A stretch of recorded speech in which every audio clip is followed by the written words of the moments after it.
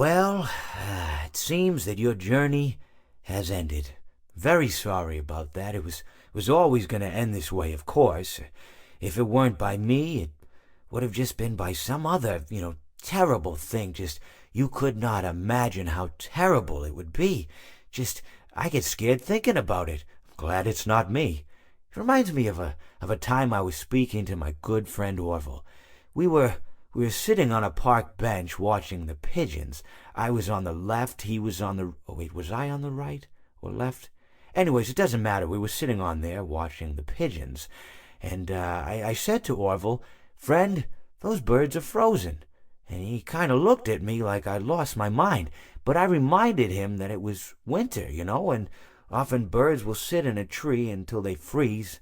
And then they sort of fall to the ground until the sun warms up and they can, move around again.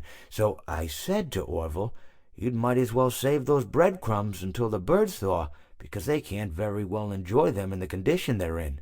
To which he asked what I meant, and asking what condition the crumbs should be in before he threw them to the birds, assuming that I meant the birds couldn't enjoy the breadcrumbs in the condition that the crumbs were in, when in fact I had meant the birds could not enjoy them in the condition that the birds were in, considering that the birds were frozen.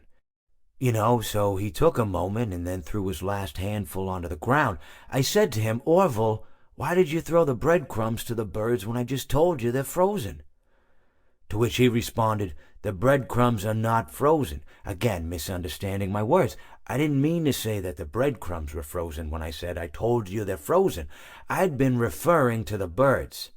In hindsight, what I should have said was, and this would make perfect sense, "Why did you throw the breadcrumbs to the birds when the birds are frozen?" He misunderstood upon my correction, stating that he didn't know what else to do with the breadcrumbs, and that perhaps, when the birds thawed, they'd still be able to eat the crumbs. So I said to Orville, and this is what I said to him, I said, "Orville, the birds may be dead." Little sisterly advice. If you weren't always trying too hard, you wouldn't be in the way.